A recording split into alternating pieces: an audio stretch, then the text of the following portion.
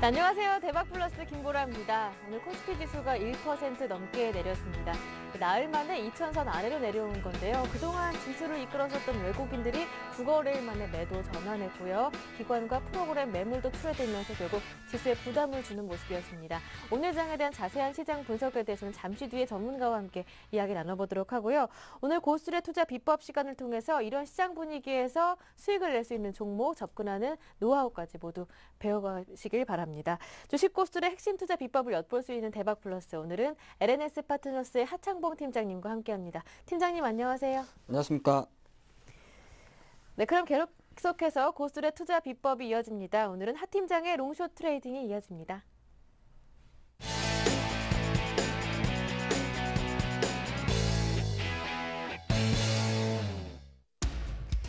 추세와 변동성 포착은 매매 선결 조건, 예측과 대응 영역의 시장은 유연하므로 시장 국면별 적절한 포트폴리오 배분이 핵심이다. 하 팀장의 롱숏 트레이딩 지금부터 함께합니다. 네, 하 팀장의 롱숏 트레이딩 본격적인 강의 들어보기 전에 여러분 궁금하신 점 생기시면 어떻게 하는지 방법 알려드릴게요. 강의 함께 가시다가 이해가 가지 않는 부분이 분명히 생기실 텐데요. 혼자 끙끙 참지 마시고요. 저희에게 질문하실 수가 있습니다. 샘플러스 홈페이지 안으로 들어오셔서 와글와글 게시판에 질문을 남겨주시면 여러 전문가분들이 답변 달아주고 계시니까요. 공부하실 때 궁금한 점 생기실 때 와글와글 게시판 활용해 보시고요. 자, 그리고 센TV에서 증권 전문가 방송 샘플러스 함께하고 있습니다. 있으니까요. 시간대별로 잘 맞춰 들어오셔서 무료 방송 함께 보시고 또 종목 상담 그리고 관심 종목까지 모두 받아가시길 바랍니다. 자, 그리고 대박플러스에서 시청자 퀴즈 이제 매일매일 여러분과 함께 하고 있습니다. 매일매일 내드리는 시청자 퀴즈 강의 함께 하시면서 정답을 찾아내신 분은 샘플러스 홈페이지 와글와글 게시판이나 연락처 함께 남겨주시고요. 그리고 무료 문자 번호 013-3366-0110번을 통해 저에게 정답 보내주시면 되는데요. 매일매일 한 분씩 뽑아서 총 5분께 매주 금요일마다 당첨자를 공개합니다. 당첨자 분께는요, 저희가 이성규 팀장의 시장을 읽는 기술 책을 보내드리니까요. 이 점 참고하시고요. 많은 참여 부탁드립니다. 자, 그럼 오늘의 퀴즈를 알려드릴게요. 오늘의 퀴즈는 바로 이 문제입니다. 다음 중 급등주 패턴에서 가장 위험한 구간을 뜻하는 말은 무엇일까요?가 오늘의 문제인데요. 다시 한 번 더 읽어드릴게요. 다음 중 급등주 패턴에서 가장 위험한 구간을 뜻하는 말은 무엇일까요?가 오늘의 문제입니다. 보기도 있는데요. 1번 매집 구간, 2번 설거지 구간, 3번 급등 구간, 4번 굳히기 구간입니다. 1번 매집 구간, 2번 설거지 구간, 3번 급등 구간, 4번 굳히기 구간입니다. 정답을 아시는 분들은요. 플러스 홈페이지 와글와글 게시판이나 무료 문자 번호 013-3366-0110번을 통해 정답을 보내주시면 됩니다. 자, 오늘 강의를 충분히 잘 들으시면 정답은 쉽게 고르실 수 있으니까 오늘 강의도 끝까지 함께 해주시길 바랍니다. 자, 그럼 하 팀장의 롱숏 트레이딩 가장 먼저 시장에 대한 자세한 분석부터 해보겠습니다. 그동안 잘 달려오던 증시가 2020선까지 올라가더니 강한 반등에 따른 부담으로 오늘은 차익 매물이 조금 나왔습니다. 1997포인트까지 하락하면서 마무리됐는데 외국인들이 9거래일 만에 매도로 전환했어요. 시장에 대한 자세한 분석, 기술적인 분석 팀장님께 부탁드릴게요.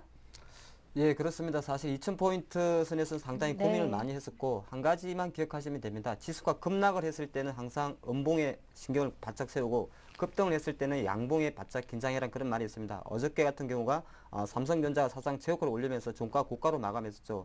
항상 보면 역사적으로 고점 신호들은 고점이었던 종가가 고가로 마감된다든지 수급이 좀 약해진 상태에서 쇼커버링이라든지 특정 종목이 오르면서 그런 흐름이 좀 많이 나오고 있습니다. 그런 거 한번 분석해 보는 게 좋을 것 같고요.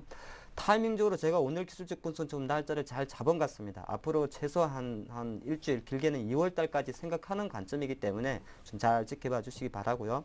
오늘 같은 경우 제가 종합주가지수를 한번 봅니다.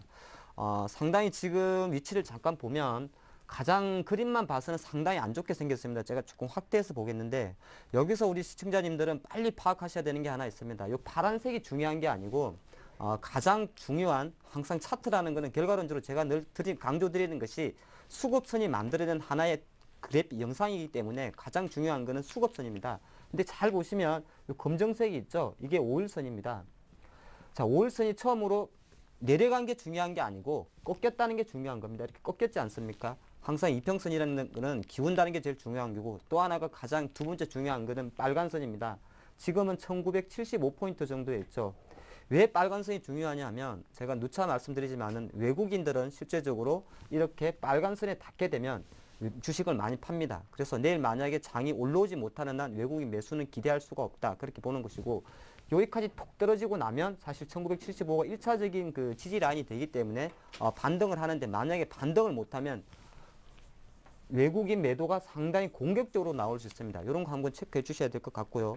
근데 다행스러운 거는 제가 여기서 한 가지 팁을 드리면 내일이 그렇게 염려되는 건 아니다 이런 말씀을 드리고 싶네요. 왜 그러냐면 여기 이제 5일선을 계산하는 법이 있는데 지금만 놓고 보면 얘가 이렇게 꺾였지 않습니까? 근데 이평선이란 거는 간단히 말해서 5일간의 단순 이동 평균 값이기 때문에 5일 전 주가를 보면 됩니다. 오늘 이렇게 꺾일 수밖에 없는 이유는 5일 전 주가가 바로 여기에 고점이 있었기 때문에 당연히 이 고점 2010포인트보다 오늘 종가가 밑에 있기 때문에 5일선이 꺾였던 겁니다. 그럼 내일 되면 어떻게 될까요?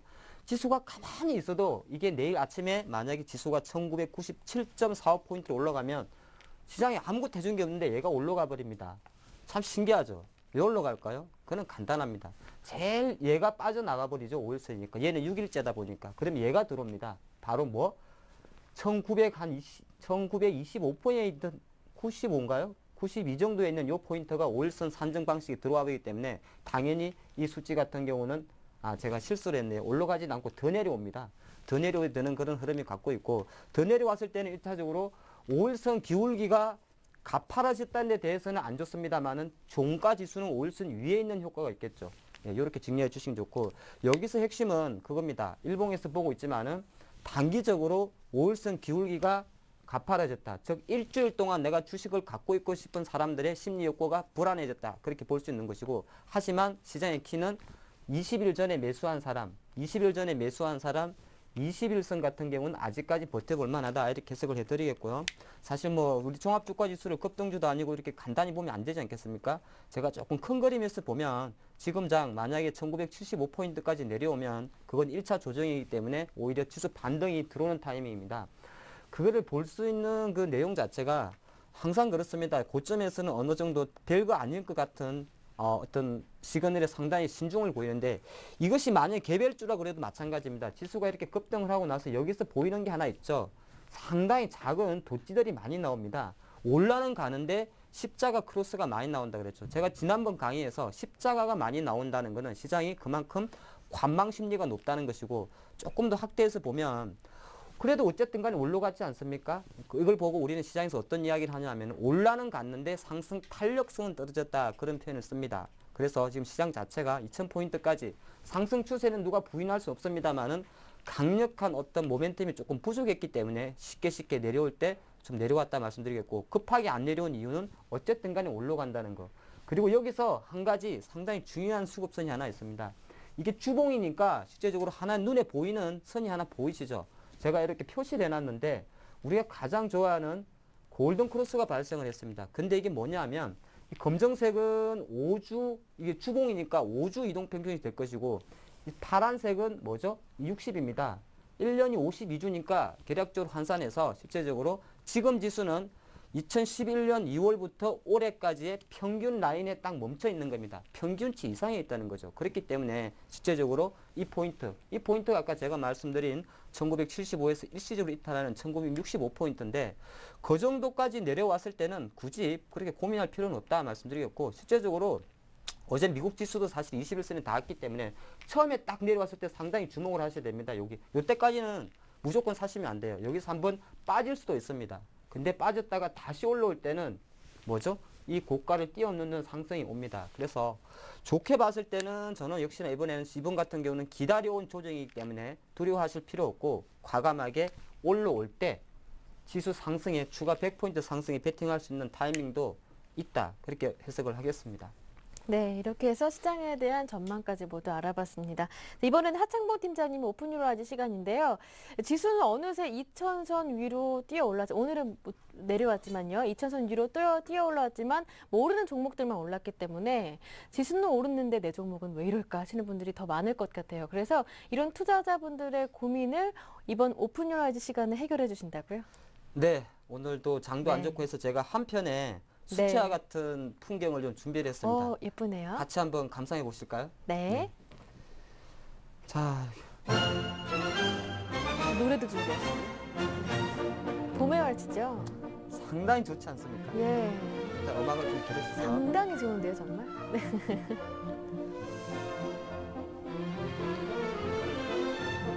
더 들을까요? 네, 여기까지. 예, 지금 왜 난데없이 겨울에 이 그림을 네. 제가 준비를 했을까요? 제가 사실 오늘 뭐 특별히 뭐 이미지 마인드 컨트롤 차원에서 이걸 준비한 건 아니고 오늘의 주제와도 상당히 연관이 됩니다. 지금 보면 정말 제가 봐도 한편의 수채화 같습니다. 사실은 수채화입니다. 이거는 사진이 아니라 수채화이기 때문에 그렇게 좋게 보는 건데 제가 이런 생각을 했습니다. 지금 이 그림을 보면 뭐 봄도 오고 상당히 설레고 제가 판단할 때는 벚꽃 같아요. 이게 벚꽃인데 이 작가는 약간은 보랏빛으로 묘사를 한 것 같습니다. 근데 제가 여기서 강조하고 싶은 거는 만약에 이 사진에서 가장 눈에 들어오는 게 뭘까요? 원래는 이 사진은 조금 멀리서 보면 한편의 그림이기 때문에 상당히 아름답습니다. 근데 그렇지만 사람의 시각은 멀리서 봤을 때는 이 그림을 보다가 그 다음은 이 나무에 포커스가 맞춰집니다. 주식시장으로 치면 올라가는 주식, 삼성전자라든지 어떤 특정 종목에 맞춰주는 것이고 만약에 이 그림에서 이 나무만 남겨놓고 숲을 빼버린다면 이 나무는 아름답지가 않겠죠. 예, 이것이 바로 전체적인 밸런스다 말씀드리겠고 또 거꾸로 나무는 있는데 밑에 만약에 어떠한 이런 것이 지금 뭐 푸르르게 이게 뭐라 그러죠? 녹음이 되는데 여기가 만약에 황무지처럼 시퍼렇다, 누렇다 그랬을 때는 얘는 아름답지가 않을 것입니다. 그래서 제가 여기서 이 그림에서 말씀드리고 싶은 요인은 보통 우리가 투자를 하다 보면 특히 어제가 그랬습니다. 어저께 이런 제가 전화를 많이 받았어요. 아니면 또 시청자분들도 지수 2200포인트 2020포인트인가요? 갔으니까 좋으시죠? 하니까 삼성전자만 갔잖아. 그런 말을 합니다. 그렇습니다. 거기서 우리는 상당한 고민을 합니다. 지수를 보고 봤더니 2020포인트인데 내 종목은 안 갔다는 거죠. 그렇기 때문에 실제적으로 상대적 박탈감을 느낄 수 있고 어떻게 해야 될지.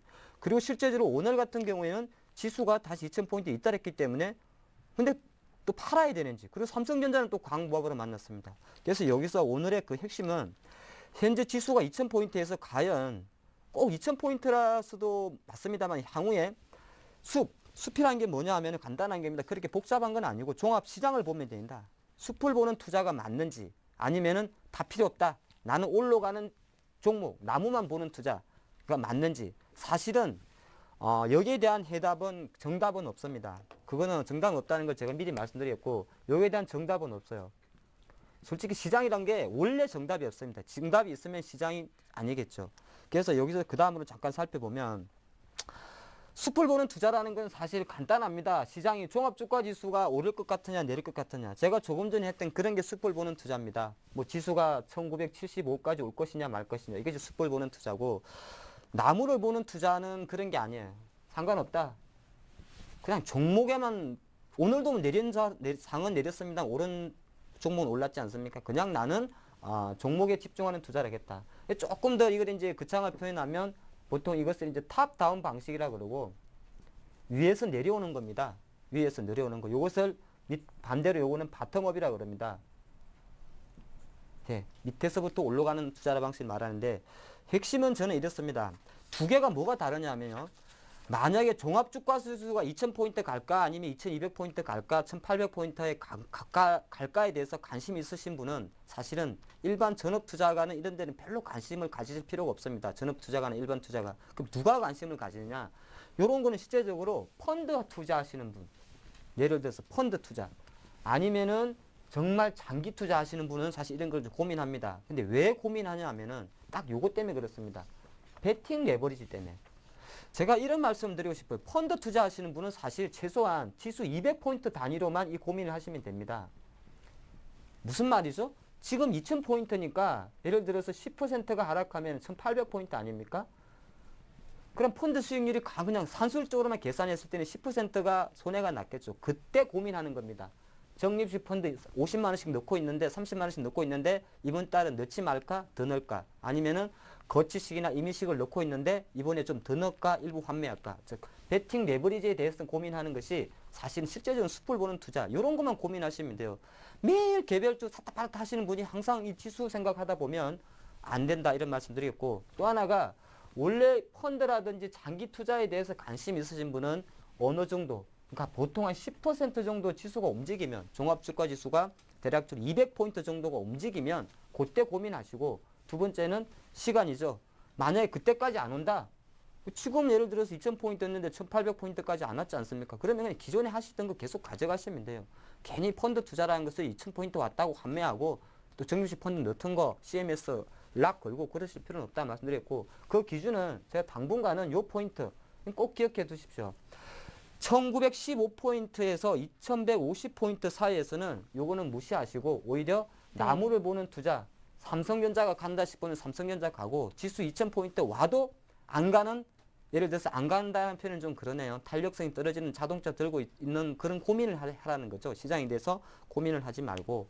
그럼 제가 왜 여기서 감히 이 포인트에 대해서는 이분들은 고민을 떠나고 사실 이 포인트만 관심을 가지라는지는 일단은 네. 제가 왜 지수 밴드를 한번 보여드리면서 설명을 드리도록 하겠습니다. 자, 제가 조금 전에 이런 말씀을 드렸죠.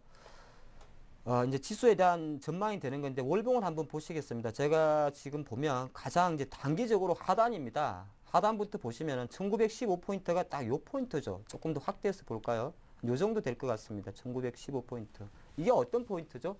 그림이 조금 산만할 수는 있습니다만은 작년 8월에 실제로 장이 급락을 해가지고 어느 정도 박스권 상단이 있다가 1월달에 올라간 포인트입니다. 물론 당연히 지수가 요 밑으로 폭 떨어져 버리면 이 판은 다 깨집니다. 그럼 제가 감히 말씀드리는데 이때 폭 내려와 버리면 중간중간에 거침은 있을 수 있습니다만은 혹자가 말하는 안 좋은 꼴을 볼 수가 있습니다. 그래서 요거 1915포인트 그래서 중요하다는 것이고, 위로는 제가 일부러 2150이라고 말씀드렸죠. 근데 2150포인트인데가 어디냐면은 조금 큰 그림에서 보시면 이게 지금 월봉을 보고 계신데 작년 8일이 될 수도 있고요. 뭐 2007년도 고점도 될 수 있는 포인트입니다. 상당히. 근데 장이 만약에 2150을 넘어가면 어떻게 되죠? 이거는 새로운 역사를 갑니다. 우리 정부, 지금 정부가 들어갈 때 3000포인트 간다고 말한 그 3000을 보러 가는 포인트가 2150입니다. 그럼 어떻게 해야 되죠? 이때는 2150포인트 가면 정말 뒤도 보지 말고 장기 투자 하셔야 됩니다. 그때 괜히 박스권 상단이나 주식 판단 생각하시면은 안 된다 말씀드렸고, 이게 갈 수도 있고 안 갈 수도 있는 게 시장입니다. 지금 아무리 그리스 문제 안 좋아도 그것 때문에 한 방에 갈 수도 있고, 그나마 버텨온 장 자체가 어느 정도 버텨는 왔는데 실제적으로 못 갈 수도 잘 안 돼가지고 그리스가 디폴트가 나가지고 꼬꾸라질 수도 있지 않겠습니까? 그런 것 때문에 빠지게 됐을 때는 아까 말씀드린 대로 조금 제가 확대해서 보면요. 예, 1915포인트가 딱 이탈하게 되면 이 판들이 다 와르르 깨지기 때문에 그때는 어떻게 오히려 숲을 보는 투자에 포커스를 맞춰야 된다 생각하면서 한 번 더 말씀드리지만은 지수 그냥 오늘 강의인 오픈 유어 아이즈는 제가 어떤 시장에 대한 뷰를 말씀드리려고 합니다. 실제적으로 이 포인트 하단 1915포인트 상단 2150포인트 안에서는 너무 시장 전망보다는 실제적으로 어떤 종목이 강하고 약한지에 대해서만 포커스를 맞추는 투자를 하자, 그런 말씀을 드리겠습니다. 네, 2150포인트 갈 때까지는 일단은 종목에 집중하자라는 말씀까지 들어봤고요. 네, 이어서 이번에는 롱숏 트레이딩 순서로 넘어가 보겠습니다. 오늘이 그 세 번째 시간인데요. 자, 아무래도 투자자들이 급등주에 대한 관심 굉장히 많습니다. 욕심도 생기게 마련인데 섣부르게 접근을 했다가 오히려 손실을 보시는 분들이 더 대부분이거든요. 그래서 오늘 롱숏 트레이딩 시간에는 이 급등주 패턴에 대해서 알려주신다고요? 예, 지금 제가 네. 이제 그런 말씀 드렸지 않습니까? 지수가 2150, 밑으로 네. 1915포인트 안에 있을 때는 예. 마음껏 개별주 매매하라고 말씀드리지 않습니까? 네. 그리고 또 하나가 올해 제가 판단할 때요. 올해 2012년도는 제가 볼 때 돈을 왕창 버는 해입니다. 돈을 버는 범죄에 상당히 기회가 많이 존재하는 것이고요. 지금 장이 좋다 안 좋다 표현을 하시면은 실제로 상당히 좋은 장입니다. 이게 무슨 말이냐면 지금같이 테마가 난무하고 최근 한 3년 기준으로 봤을 때 테마가 난무하고 쉽게 올라가는 경우가 흔치가 않습니다. 왜 그러냐면 그 앞에는 바로 대선이 우리의 눈을 가려주기 때문에 그런 겁니다. 어떤 나라든지 대선을 앞두고 나면 정치적으로 시장이 한쪽으로 쭉 가는 건 없습니다만은 테마를 만들기도 쉽고 중간에 어느 정도 만들고 나면 정책 위반자들이 테마에 대한 규제 이야기가 나오면서 태클을 걸어줍니다. 그러면 돈이라는 것이 돈 벌려고 주식시장에 들어왔다가 빨리 안 빠져나갑니다. 그럼 조금 생각해 보세요. 그렇게 1월달, 2월달에 대선 관련 테마주 단속한다 해도 실제적으로 걔가 조금 안 갔더니 SNS가 가지고 또 안 갔더니 여기가 가고 저리 가지 않습니까? 그래서 지금 같은 장에 제가 어차피 지수 밴드 말씀을 드렸기 때문에 급등주, 솔직히 급등주 매매하라 그런 건 아닌데 조금 공부를 해 두시면 향후에 투자를 하실 때 상당히 좀 도움이 된다 말씀드리겠고요. 자, 급등주라는 거는 크게 제가 조금 이따 아마 샘플링을 다 보여드릴 건데 거의 전형적인 어떤 그 스토리가 있습니다. 잘 기억해 두시고 오늘 아까 퀴즈와도 상관되기 때문에 지금부터 정신 바짝 차리시고요. 급등주를 가장 좋은 거는 사실 한 네 가지, 결과적으로 큐어에는 네 가지 단계가 있어요. 제일 먼저 일단 매집을 합니다. 근데 이 매집이라는 거는 밑에서 사 모으는 거죠. 근데 사실은 이거는 인내가 필요합니다. 그리고 가장 제가 이따가 말할 시장 분위기가 도와줘야 됩니다. 언제 갈지는 아무도 모릅니다. 6개월이 갈 수도 있고 1년이 갈 수도 있고 어쨌든 보통 매집 단계라는 게 있고 이 그래프를 제가 잘 그려놨습니다만은 거의 전형적인 19 이상의 특징이 가기 전에 한번 이렇게 눌러줍니다. 이 뭐 하는 거죠? 밟아버리는 거죠. 밟는다는 게 좀 안 좋은 의미가 아니라 가기 전에 신호를 주는 겁니다. 절대 급등주는 이렇게 해서 바로 안 갑니다. 얘는 얼마 못 갑니다. 왜? 주가가 이렇게 있다 가만히 있다 바로 가는 애들은 어떤 갑자기 단발성 공시 때문에 가는 것이고 끼키야 상한가 한 3번 올라가다 바로 꼬꾸라집니다. 근데 전형적인 만약에 장기간으로 한 5배에서 10배 정도 들어가는 애들은 거의다가 한번 때려줍니다. 뭐 하는 거냐면 신호를 준다는 것일 수도 있고 또 한편으로는 마지막에 나중에 여기서 돈을 쓰기 위해서 굳히기 위해서 돈을 쓰기 위해서 마지막 실탄을 준비하는 과정이다. 그런 말씀 드리겠습니다. 이 재료 자체를 무슨 작전주, 세력주라 이런 표현으로는 꼭 하지 마시고 시장 자체가 어차피 돈의 논리이기 때문에 흐름 자체는 크게 변하지 않는다 말씀드리겠고 그리고 나면 보통 여기서 1차 급등을 하죠. 그리고 가장 중요한 거 얘가 성공하려고 그러면은 누구죠? 그러니까 조금 한 명이라도 배신 때리면 망하죠. 예, 배신 때리면 안 됩니다. 근데 그거는 어디서 알 수 있냐고 1차 급등 조정폭에서 답이 나옵니다. 제가 종목들 다 보여드릴 거니까 말씀드릴게요. 보통 조정폭의 50에서 70%는 무조건 지지를 해줘야 됩니다. 그러면은 배신 때린 거 아닙니다. 근데 배신 때린 거는 실제적으로 여기 꼬꾸라져 버립니다. 배신이란 게 딴 게 아니고요. 같이 들어갔던 세력 중에 한 사람이 마음이 상해가지고 이 물량을 내놓은 걸 배신 때렸다 그런 말하고 그리고 나서 시즌 마지막 하이라이트가 나옵니다. 보통 이때 시세가 가장 많이 나고 가장 시장에 이슈도 많이 받고 상한가 횟수도 가장 많이 갑니다. 예, 그래서에서도 가장 그지고 그리고 나면 어느 정도 이 단계에 들어가죠. 제가 왜 설거지라는 표현을 썼을까요? 얼마 전에 물론 제 기억은 안 나는데 무슨 작전이라는 그 영화가 있었죠. 거기서 아마 많이 들어보셨을 겁니다. 이건 설거지라 그러는 건 뭐냐면은 말 그대로입니다. 우리가 설거지가 뭐죠? 밥을 먹고 이렇게 치우는 거 아닙니까? 똑같습니다. 이만큼 많이 먹었으니까 얘를 정리하는 친구가 필요합니다. 안 좋게 봤을 때는 실제적으로 늦게 들어온 애들 여기서부터 만약에 자금이 부족해가지고 조금 더 땡기기 위해서 외부로도 자금을 당기지 않습니까? 그 친구들이 빠져나올 시간을 주는 겁니다. 그럼 어떻게 해야 되죠? 바로 내리면 되나요? 제가 그래프를 일부러 완만하게 그렸지 않습니까? 바로 내리면 다 묻히기 때문에 그러지가 않습니다. 항상 약간은 완만하게 갑니다. 대부분의 종목 이렇게 나오고 있고 여기서 물론 지금처럼 대선 테마 보령 메디앙스나 아가방 커플이처럼 설거지 하는 척 하다가 재반등하는 경우도 있습니다. 그거는 왜 그렇죠? 바로 시장 분위기 때문에 그런 겁니다. 예, 그러니까 이 분위기라는 것은 사실 여러 가지를 좌우합니다. 보통은 여기서 다 끝납니다. 설거지하고 나면. 그래가지고 여기까지 폭 떨어지는데 실제적으로 시장 분위기란 건 딴 게 아니죠. 그 재료의 이벤트가 계속 올라가게 되면 실제적으로 재료는 살아있다. 그렇게 보시면 좋을 것 같고 그래서 보통 보면 이 한 4가지 정도가 나온다고 제가 말씀드렸죠. 항상 재료는 준비되어 있습니다. 우리가 어떤 이 판을 펼칠 때는 어떤 소스로 어떤 걸 하겠다는 재료는 이미 나와 있는 것이고 두 번째는 제도를 제대로 활용합니다. 이게 뭐냐고요. 제가 한 번에 다룬 건데 우리나라에는 공시제도라는 게 있지 않습니까? 제가 그때 조금 부정적으로 말씀드렸죠. 이 공시제도가 사실은 지난번에 하나 사건처럼 원래 취지는 좋았습니다만 이것 때문에 오히려 화를 입는 사람도 있고 이것을 이용하는 사람들도 있습니다. 그거는 많이 아시죠? 어떤 거. 한 가지만 제가 본의 이야기 말씀드릴게요. 가장 세력들이 많이 하는 게 제일 많이 하는 게 뭐죠? 5% 룰이라는 걸 활용을 하죠. 이거는 워낙 시장에서 많이 해먹은 기술이 돼가지고 이제는 싸움의 기술도 아닙니다. 뭐죠?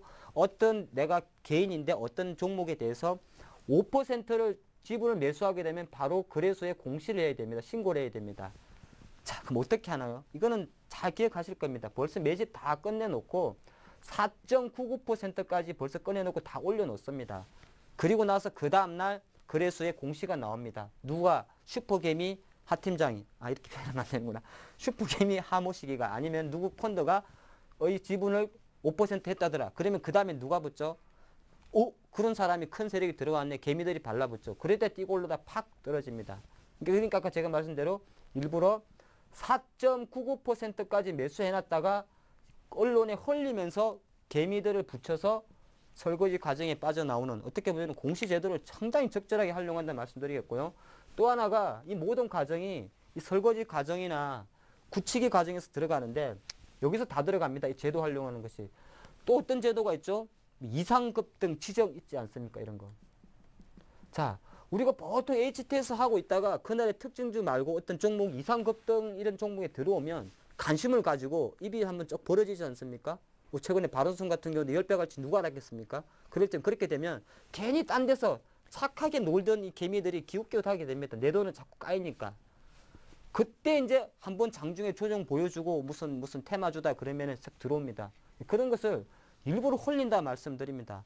요거를 적절하게 이용을 하는 겁니다. 물론 여의도 하우스에서 그걸 오픈하는 건 아닙니다만 실제적으로 적절하게 활용하고 있다는 말씀드리겠고, 그런 과정을 거치려면 세력주는요, 한 지금 말씀드린 5가지 정도만 파악을 하면 이 종목이 대충 얼마 정도 갈까? 얼마가 중요한 게 아니죠. 사실 제가 옛날에 한번 다뤘는데 얼마가 아닙니다. 그 세력주나 급등주는 이 생각하시면 안 돼요. 2,000원이 뭐 5,000원 갈까? 이게 중요한 게 아니고 몇 배 갈까를 항상 생각하십시오. 몇 배. 몇 배를 갖고 작업이 들어갑니다. 몇 배.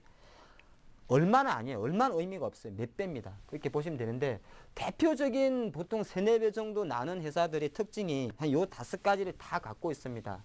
자, 첫 번째.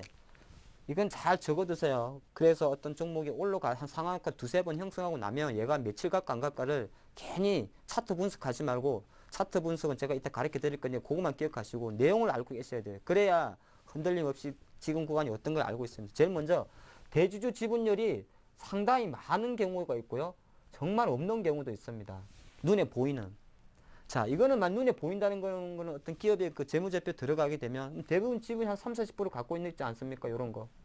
요런 게 있고, 이상한 회사가 있어요. 지분 구조를 봤더니 대주주 지분은 한 15%밖에 안 되는데 이상하게 기타 이래 놓은 게 있습니다. 얘들이 한 60 몇 % 갖고 있는 겁니다. 내용은 똑같습니다. 예. 이 줄의 특징이 뭐죠? 바로 캐치하셔야 돼요. 시장에 나와 있는 물량이 없다는 겁니다. 얘는 사장, 대표이사 이름으로 많이 갖고 있는 것이고, 얘는 대표이사 눈에 보이는 건 얼마 안 갖고 있습니다만은 자기들끼리 많이 갖고 있는 것이 기타. 뭐죠? BW나 투자조합을 말합니다. 그래서 실제적으로 대주주 지분율을 볼 때는 이상적으로 많거나 이상적으로 적은 기업들은 항상 가능성을 열어둡니다. 그러니까 이건 제가 뭐라 그랬죠? 이상적으로 많거나 아니면 이상적으로 적은 경우, 이렇게 보시면 좋을 것 같고, 사업 구조도 한번 보셔야 돼요. 주가가 올라갔는데 보통 한두 번 올라가고 나면 이유가 나옵니다. 전혀 보통 엉뚱한 재료가 나온 사업 구조에서 많이 생깁니다. 볼펜 만드는 회사인데 갑자기 바이오 뭐 이상한 사례가 올라가지 않습니까? 그러면 그때 감을 바로 잡으시는 겁니다. 사업 구조, 본연의 사업 구조와 전혀 다른 소스를 가지고 주가가 올라간다. 그랬을 때 한번 캐치하시고, 재무 상황. 그 다음에 세 번째가 재무 상황인데 당연히 안 좋습니다. 얘는 상당히 안 좋아요. 보통 보면은 자본 잠식의 경우도 좀 많고, 아니면 부채 비율이 상당히 많다거나, 그리고 조금 시간이 됐으면 꼭 그 금감원 전자 공시 시스템에 가서 감사 보고서를 열어보시면은 항상 제가 드리는 말씀이, 말 많은 게 주식 작전은 사실 현금으로 하는 게 아니라 이걸로 하지 않습니까? 전환사채나 BW가 상당히 많습니다. 그래서 재무 상태 한번 쭉 보시고, 재무 상태에서 뭐라고요? 자본 잠식, 즉 실제 말로 자본금 영업 실적이 뭐 안 좋거나, 아니면은 부채 비율이 상당히 높거나, 아니면 이상하게 예전에 회차 기준으로 전환사채라든지 BW 발행이 상당히 많다. 그러면 이거는 뭐? 아까 제가 대주 지분율에서 눈에 보이는 대표이사 지분율은 몇 %밖에 안 돼도 기타로 나오는 것이 다 예, 여기에 들어가 있는 거다. 그렇게 보시면 됩니다. 그래서 보시고 과거 이력 같은 건 사실 별건 아닌데 이거는 조금 제가 안 좋은 이야기인데 원래 한번 해먹은 애가 또 해먹습니다. 그냥 그 정도만 한번 보시면 되고요. 물론 초짜도 새로 하긴 합니다. 그 다음 중요한 거 대표이사죠. 이건 대충 아십니다. 요거는 대표이사가 뭐 자주 바뀌는 회사. 예, 대표이사 변경이 자주 바뀌는 회사는 거의 이런 식으로 급등할 때 상당히 많이 올라갑니다. 그러니까 이거는 어떤 급등주의 어떤 올라가는 패턴인데 조금 많이 올라갈 수 있는 외부적인 요건은 많은데 이 자주의 기준은 보통 한 글쎄요 3년 기준? 예, 요 정도만 잡으셔도 될 것 같아요. 3년 정도 기준 내에서 벌써 두세 명 바뀌었다. 그랬을 때는 딱 감을 잡습니다. 그렇게 말씀드리겠고 자 지금부터 이제 가장 전형적인 패턴을 제가 조금 디테일하게 설명을 드리도록 하겠습니다. 잘 보시면 구간을 나누셔야 돼요. 우리는 실제적으로 제일 먼저 이게 뭐라 그랬죠? 아까 제가 매집 구간입니다. 1구간이. 예, 이게 매집 구간이에요. 이거는 뭐 알 수가 없어요. 솔직히 그냥 그 주가 쫙 검색해가지고 한 6개월, 10개월 뭐 행보한 거 찾으면 되죠. 근데 언제 갈지 모르기 때문에 그냥 헐리셔도 돼요. 따로 이런 종목만 한쪽에 필터링하는 방법도 있고 있습니다. 그 다음에 두 번째, 제가 아까 뭐라 그랬죠? 팔짝 뛰기 전에는 이렇게 움츠립니다. 이것이 이제 이 구간 약간 탁 내려가는 구간이고 실제적으로 시세는 이때 많이 나죠. 3구간에서. 근데 이때 나오는 특징이 하나 있습니다. 보통 점상을 치줍니다. 점상을 쳤느냐 그냥 상이냐에 따라서 당연히 뭐가 다르겠죠? 매집의 힘의 차이가 나옵니다. 점상을 쳤다는 거는 뭐죠? 다 갖고 있는 거죠. 물량을. 그냥 상한가를 쳤다는 거는 아직 다 확보를 못했다는 거죠. 그럼 힘으로 봤을 때는 3구간에서 점상 횟수가 많을수록 4구간이 당연히 힘이 확 커집니다. 그렇게 보시면 좋을 것 같고 그럼 잘 들으셨죠? 3구간에서는 어차피 상한가를 형성하는데 점상을 치느냐 그냥 상한가를 쳤느냐 점상을 낸 거는 기세 상한가죠. 거기에 따라서 4구간 마지막 제가 굳히기라 그랬죠. 굳히기에서의 속도 차이가 난다는 거 말씀드리겠고 5구간으로 넘어가면 제가 뭐라 그랬죠. 제일 조심해야 되는 구간입니다. 매매할 때 요때는 아무도 못 들어가고 보통 요때 들어가거나 요때 들어가는데 사실 이때는 좀 괜찮아요. 근데 요거 정도만 분석하면 과감하게 들을 수 있습니다. 근데 중요한 거는 단물 다 빨아먹었는데 설거지 구간에 들어가가지고 시장 분위기도 아까 뒤숭숭한데 또 계산해보니까 이거는 거의 먹을 만큼 먹었는데 살 게 없다 보니까 들어가는 이 5구간 설거지 구간에 들어가게 되면 실제적으로 상당히 투자를 유의한다. 가장 이상적인 거는 3구간 요 정도에 들어가는 거예요. 제가 좀 이따 말씀드릴게요. 사실 요게예요. 요거는 모르지 않습니까? 내가 언제 들어갈지. 지나왔으니까 아는 거지. 자, 그런 상태에서 그러면은 한번 제가 실전으로 한번 들어가 보겠습니다. 바로 한번 들어가 보겠는데 제가 오늘 준비한 종목이 실제적으로 1원부터 한번 보겠습니다. 지금부터 잘 보시면 자, 여기서 한 제가 이 정도만 한번 봐볼까요? 참 차트를 길게 보면 지금 제가 했던 모든 그 흐름이 나오죠. 한번 잘 보세요. 그러면서 이 종목이 지금 어떤 구간인지 한번 말씀드릴게요. 똑같아요. 얘가 전형적인 오늘 교육입니다. 한 6개월 정도를 1,500원 정도에서 행보를 하죠. 그리고 10월달 정도에 뭔지는 모르겠습니다. 한번 올려줍니다. 근데 어쨌든 간에 걔가 실패했어요. 이 구간 조금 크로즈 잡아주시면 아까 제가 내려갔다 올라갈 때 30%에서 50% 이거 지지해야 된다 그랬죠? 근데 얘는 누가 됐습니까? 여기까지 갔다가 자, 요 폭의 반까지 내려왔지 않습니까? 실패한 겁니다. 배신. 그러니까 다시 또 깁니다. 근데 여기서 또 중요한 거 있죠? 전형적으로 날아가기 전에 예, 한번 의도적으로 툭 때려버립니다. 예, 툭 때려버리죠. 그리고 나서 실제적으로 나오죠. 여기가 지금 뭐죠? 3이죠. 제가 이런 말씀 드렸죠. 조금 크게 말씀드리겠습니다. 3구간에 되면은 뭐가 나온다고 그랬죠? 점상이 나온다고 그랬죠. 보통 점상은 이때밖에 거의 안 나옵니다. 거의 다 보면 이때 점상이 나오지 않습니까? 이런 것들. 이게 다 점상으로 보시면 되는 거예요. 상한가 나오죠. 그러고 나서 제가 아까 뭐라 그랬죠? 같이 잘 기억을 하셔야 돼요. 3 올라가고 요렇게 해서 이게 마지막 굳히기 4로 넘어가는데 여기서 최소한 이 폭의 70%나 50%까지는 지지를 해줘야 살아있는 거다 그랬죠. 근데 얘들 잘 보세요. 이 폭에 제가 그때 짜 맞추는 것 같습니다만은 짜 맞춰버렸어요. 그냥 주가를 일부러 여기 딱 올라가지 않습니까? 그래서 마지막 지금 4구간 형성을 하고 지금은 뭐죠? 시장 분위기죠. 1호는 무슨 주식이죠? 선거 관련 SNS 관련 주식입니다. 시장 분위기가 있기 때문에 얘는 조금 행보를 해도 바로 꺾이진 않는다. 하지만 지금은 우리가 가장 조심해야 되는 설거지 구간이다 말씀드리겠고, 제가 아까 말씀드렸죠. 한 가지, 주식은 얼마까지 갈지에 대해서는 매집 가격에서 결정을 합니다. 잘 생각해 보세요. 자, 지금부터 눈을 번쩍 뜨셔야 되는데, 얼마에 시작했습니까? 1,500원에 시작합니다. 그러면 생각을 해보세요. 작전 안 되는구나. 작업인데 1,500원짜리를 설마 2,000원까지 올리겠습니까? 2,000원이 중요한 게 아니에요. 항상 퍼센테이지입니다. 몇 배 줄게. 자금을, 이건 제가 다음에 드릴게요. 자금은 다 차입해 오거든요. 금리를 계산합니다. 돈을 쓰려면. 예, 같이 하시겠네. 만약에 이 종목을 올리는데 100억이 필요하면 내 돈 10억을 갖고 있고요. 90억 정도를 외부에서 차입을 합니다. 그래서 그런 것 때문에 어느 정도 절대 주가보다는 배수에 포커스를 맞춘다는 것만 기억을 꼭 해주시고요. 그러고 나면 그 다음에 생각할 게 50%는 아닙니다. 최소 3,000원입니다. 딱 2배수를 생각합니다. 그리고 나면 그때부터 새로 또 판을 짜요. 그러면 얘는 정확하게 보세요. 3,000원 정도까지 오면 3,200원까지 갔다가 귀신같이 평단가 3,000원을 맞춰줍니다. 한 번은 빠져나와요. 그럼 이때 뭐 하죠? 아까 제가 90억 차입해 왔다 그랬지 않습니까? 그거 그냥 돌려줍니다. 그럼 나는 다시 여기서 100억을 갖고 있기 때문에 이걸 만들어 갈 수가 있어요. 그러면 3,000원부터는 또 뭘 계산해야 되죠? 실제적으로는 또 곱하기 2를 계산합니다. 어느 정도? 한 6,000원 정도를 생각하죠. 근데 이 종목 같은 경우는 아쉽게도 아직 거기까지는 못 갔는데, 뭐 다행스러운 거는 뭐 아직까지 진행 중이기 때문에 제가 뭐라고 못했습니다. 한 가지 좀 빼먹었네요. 대부분 급등주들은 시가총액이 1,000억 미만이라는 거 말씀드리겠고요. 조금 좀 빨리 한번 말씀드려 보겠습니다. 모남이란 주식 있죠. 이것도 마찬가지입니다. 이 주식 같은 경우는 지금 실제 보면 어떤 구간으로 저는 해석하냐 하면 요거는 가격론적으로만 생각을 해보겠습니다.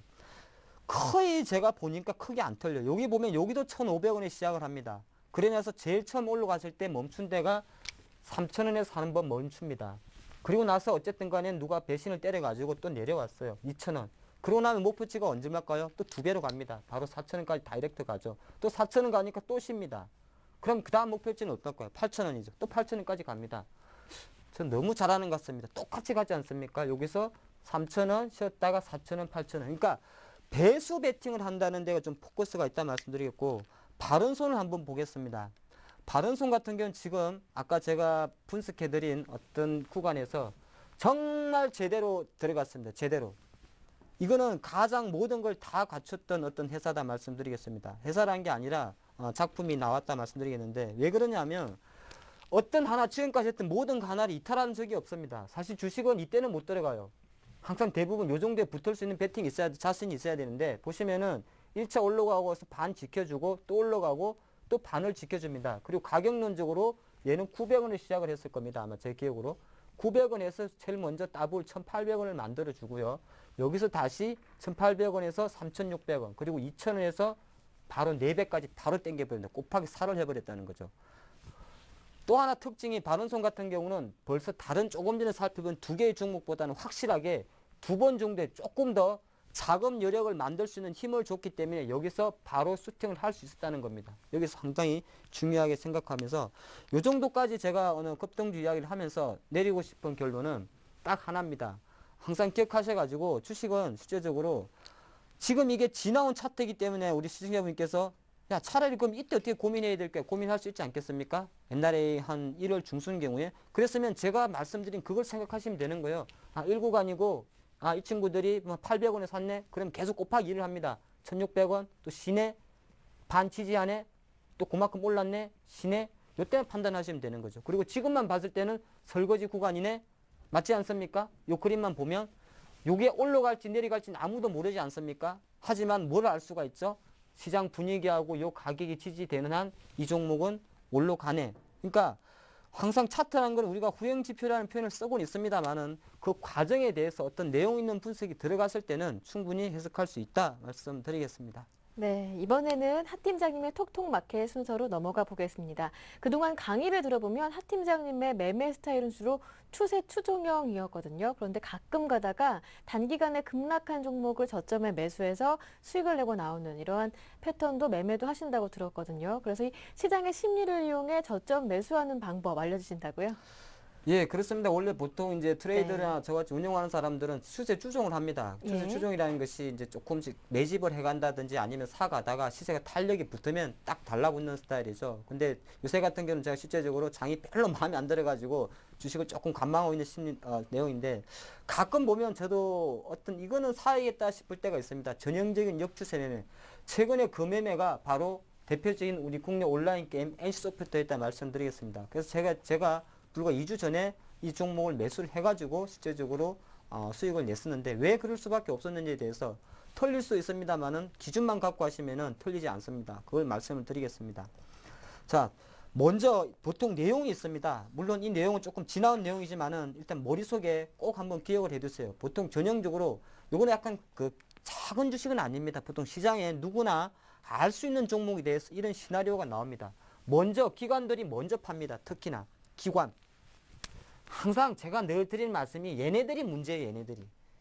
외국인 그러는데 정말 얘네들 좀 정신 차리시고요. 기관이 먼저 팝니다. 그것도 눈에 보이게 팝니다. 무슨 30만 200만 이거 한번 기억하시고 그 다음 두 번째가 먼 외부 악재를 노출시킵니다. 올림픽 소프트 블레이드 앤 소울 출시 되네 안 되네 게임 규제 너희들이 게임 만들어가지고 애들이 폭력성 있네 없네 그에 계속 언론이 때립니다. 지난번에 말씀드린 대로 종합 공시를 때려요. 그리고 나서 결정타를 때립니다. 보통 결정타는요 이런 대형주 같은 경우는 어떤 식으로 때리냐면 두 가지로가 때립니다. 실적이라는 숫자를 하나 때리고요. 그 다음에 두 번째가 바로 보고서입니다. 매도 보고서. 대놓고 매도 보고서는 안 합니다만은 국내가 매도 보고서 내는 경우가 딱 있죠. 얘들 참 머리는 좋아요. 어떻게 내냐고요. 국내는 1년에 한 1000개 증권사 종목 보고서가 나와도 매도 보고서는 한 개도 안 나오죠. 그 이유는 제가 다음에 한번 말씀드리겠고 대신 우회적으로 냅니다. 어떻게 내죠? 목표가를 낮춰버려요. 50만 원부터 목표가를 45만 원으로 낮춥니다. 그 티내게도 안 낮춰요. 외국 애들은 최근에 CLS처럼 무식하게 내리는데 얘네들은 그렇게 안 해요. 요 정도만 내려가도 실제적으로는 매도하는 소리입니다. 여하튼 그러면서 딱 결정타를 내리고 실제로 걔네들은 한번 팔아주고 다시 매집을 합니다. 그걸 캐치할 수 있는 법이 있다 말씀드리겠고요. 그럼 밑에서 올라올 때는 어떤 식으로 하느냐. 오히려 음봉 내려오는데도 최대 거래량이 터집니다. 아까 급등주 오는 것처럼 거의 같은 말이에요. 한번 클라이막스 한번 때려주고 밑에서 싹 쓸어 담아버립니다. 싹 이렇게 쓸어 담고 그 다음에 V자 반등이 나오죠. 근데 항상 나올 때 주식은 급락했던 주식이 올라올 때는 신규 매수가 먼저 들어오는 게 아니라 공매도 형성했던 쇼커버링이 먼저 나옵니다. 왜? 먹었지 않습니까? 50만 원에 매도 쳐가지고 35만 원 됐기 때문에 먹었지 않습니까? 먹어나온 것도 있고 올라오게 되면 주식을 다 사놔야 되기 때문에 신규 매수로 들어오는 엔트의 이 손가락의 힘보다 손절로 나오는 이게 더 빠릅니다. 그래서 이게 먼저 들어오고 이게 두 번째 들어옵니다. 그렇기 때문에 쉽게 올라가고요. 그리고 나면 세 번째로 결정타를 때려줍니다. 어떻게? 참 나빠요 얘들. NC소프트 오늘 미래에셋증권에서 보고서 나왔죠. 잘 보세요. 오늘 방송 끝나시고. 근데 뭐라 그랬죠? 예, 뭐 상용화 잘 됐으니까 이제는 될 것이다. 자, 우리가 여기서 한번 생각을 해보세요. 이 펀드 매니저가 어떤 보고서를 작성할 때 하루 반 만에 작성할까요? 그렇지는 않죠. 최소 한 달이나 3달 이상 해놓습니다. 해놨다가 가만히 있다가 올라오니까 때리는 겁니다. 그러니까 잘 해석하셔야 돼요. 일부러 나쁘다는 게 아니라 자, 이 친구가 약간 본의 이야기입니다만은 그렇게 열심히 이 회사를 분석을 했어요. NC소프트 괜찮은데. 근데 자꾸 기관들도 안 좋다고 그러고 팝니다. 그러면 자기가 내려가는 중에 요쯤에서 바이 리포트 냈어요. 냈는데 주가가 한 1, 20% 내려갔다 해요. 해보세요. 물론 이 친구들은 단기적인 트레이딩에는 별로 신경 안 씁니다만은 그렇지 않아요. 보통 내려갔다 올라오는 시점에 이걸 딱 내줍니다. 그렇게 되면 어떻게 되냐고요? 개미들이 다시 여기 또 붙어요. 그러면 시장에 제가 표현을 시장이 내던집니다. 자, 여기서 한번 같이 지금 기억을 잘 하셔가지고 NC소프트만 그런 게 아닙니다. 금호석이도 그랬다는 걸 말씀드리겠고요. 자, 한번 NC소프트 주가를 한번 보겠습니다. 지난 10월부터 38만 6천 원을 형성하고 나서 이 회사 주가는 크게 계속적으로 내려왔습니다. 항상 우리 시청자님께 생각할 때 주식이 38만 6천 원에서 25만 4천 원까지 내려온 게 중요한 게 아니고 제가 늘 드리는 가격이 연연하지 마시고 몇 달 동안 내려왔냐 첫 번째. 그러면 4개월. 그리고 어떤 식으로 내려왔냐 파동. 한 번, 두 번, 세 번, 네 번, 다섯 번. 제가 다음번에는 파동론에 대해서 간단히 말씀드리겠습니다. 보통 하락은 3파에서 끝납니다. 5파는 거의 마지막 매질입니다. 그렇게 보시는 게 좋고, 자, 여기서 한번 잘 보시죠. 지금 화면에 보이는 화면에서 파란색이 이제 하락폭 아니겠습니까? 가장 3살짜리도 알 정도로 어차피 내려왔는데 가장 세게 내려온 적은 언제죠? 요때도 조금 세고, 근데 이때가 제일 셉니다. 자, 생각을 해보세요. 가격론으로 접하면 이걸 잡지 못합니다. 어떻게? 내려올 땐 천천히 내려왔어요. 꿈찔끔찔 해주다. 근데 마지막에 실제로 이렇게 심하게 때립니다. 이게 클라이막스라는 말씀드리겠고, 언론이 어떻게 했나 하면, 언론이라는 표현은 좀 그러네요. 지난 2월 5일 날 엔소프트에서 한번 리포터가 나왔습니다. 어떻게? 정말 출시 지연되고 4분기 실적 개판됐다 해서 이 주가 어렵다 이런 이야기 냈습니다. 그러나 실제로 제가 2월 6, 아마 6일 날 매수를 한 것 같은데, 물론 이 가격에 산 건 아닙니다. 어쨌든 그때부터는 어떤 이야기냐면 조용합니다. 그리고 오늘 어떻게 됐죠? 자, 어저께 30만 원을 돌파하니까 NC소프트가 IR을 하면서 게임을 출시한다는 이야기를 했습니다. 그렇게 했고, 오늘 어떻게 했죠? 오늘 바로 보고서가 바로 나와줍니다. 근데 오늘 어떻게 됐죠? 내려버렸죠. 이게 아까 제가 조금 전에 말한 시장에 내맡긴다 이 말이고, 수급 동향에서 한번 보겠습니다. 이렇게 흥분이 되죠. 너무 재미난 내용이 그런 것 같습니다. 자, 잘 보시면 이 화면이 조금 작은데 제가 확대해서 한번 보여드릴까요? 예, 여기 잘 보시면 날짜를 제가 친절하게 다 적어놨지 않습니까? 아까 기억하시죠? 기억력 같이 시간 되실 때 차트랑 같이 보세요. 2월 6일이라 그랬죠? 실제적으로 어떤 일이 나왔죠? 그 전까지 기관들이 특히 어디 갔어요? 여기 있어요. 마지막 클라이막스 때 정확하게 15만 주를 딱 팔아줍니다. 외국인까지 동참을 해서 2월 3일 날, 그 금요일 날, 아까 장대 연봉 최대 나왔을 때, 그러면서 개인들만 15만 주를 매수하게 만들죠. 이는 개인이 매수를 해준 게 아니라 얘네들이 판 거를 받은 것밖에 안 되는 거죠. 그렇죠? 근데 그 2월 정확하게 2월 7일부터 어떻게 되죠? 보이시죠? 삿버립니다. 삿버리고. 그리고 실제적으로 외국인 같은 경우는 좀 판 거 있습니다만은 사실 이 기관이 핸들링한 종목이기 때문에 뻔히 보이진 않습니까? 그러면 이제 이렇게 보시면 돼요. 앞으로 이런 사례를 가지고 우리가 어떤 두 가지만 기억하시면 돼요. 체크하시면 돼요. 너무 심하게 깐다. 어떤 종목에 대해서 이렇게. 그리고 상당 기간 어차피 내려왔다. 가격이 중요한 게 아니라 폭.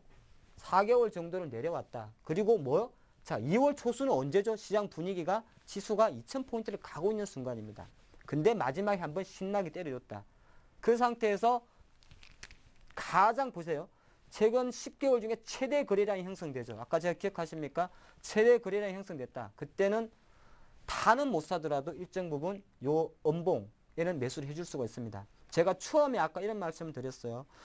지수가 종합주가지수가 지금처럼 고가에 있을 때는 잘 기억하셔야 돼요. 고가에 있을 때는 양봉 조심하고 주의하고, 그 저가에 있을 때는 오히려 음봉에 신경을 쓰라 이런 말씀 드렸지 않습니까? 이렇게 말씀드리겠고, NC만 하면 제가 너무 그럴 것 같아서 잽싸게 금호석유도 사실 마찬가지였어요.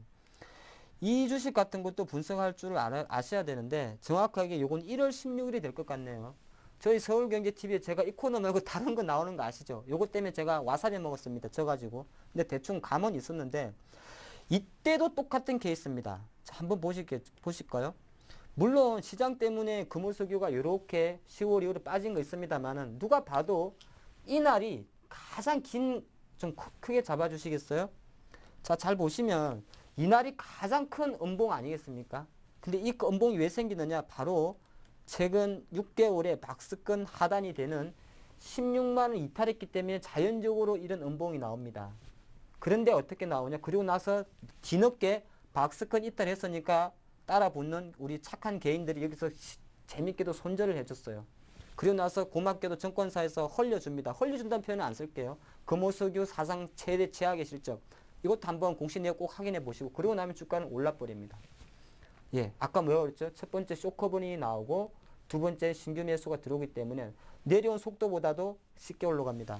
항상 주식은 올라갈 때 V자 반등을 보실 때 폭을 보는 게 아니라 내려온 캔들 개수보다 올라가는 건 개수가 작아집니다. 이렇게 보시는 게 좋을 것 같고, 오늘 제가 한 세 가지 정도는 다룬 것 같아요. 첫 번째는 숲을 보는 투자, 나무 보는 투자가 있는데 빨리 정리해 드리면 1915에서 2150포인트까지에서는 걱정하지 말고 그냥 개별주나 잘 가는 거 타시고 급등주 패턴이 갔을 때는 제일 중요한 게 설거지 구간에서는 상당히 조심해야 된다.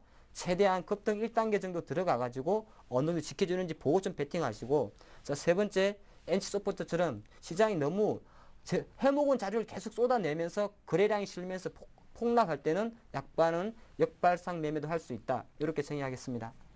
네, 하 팀장님의 명쾌한 강의 함께했습니다. 끝으로 오늘의 퀴즈 다시 한 번 더 알려드립니다. 오늘의 문제는 바로 이 문제였죠. 다음 중 급등주 패턴에서 가장 위험한 구간을 뜻하는 말은 무엇일까요?가 오늘의 문제입니다. 1번 매집 구간, 2번 설거지 구간, 3번 급등 구간, 4번 굳히기 구간입니다. 다시 한 번 더 알려드릴게요.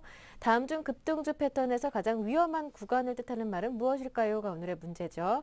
1번 매집 구간, 2번 설거지 구간, 3번 급등 구간, 4번 굳히기 구간입니다. 정답을 아시는 분들은요. 무료 문자 번호 013-3366-0110번 와그락을 게시판을 통해서 남겨주시고요. 정답자 당첨자께는 이성규 팀장의 시장을 읽는 기술 책을 보내드립니다. 저는 하 팀장님 수고 많으셨습니다. 고맙습니다. 네, 내일은 이성규 팀장님과 함께합니다. 증시 나비 효과 강의 기대 많이 해주시고요. 저는 내일 이 시간 다시 올게요. 고맙습니다.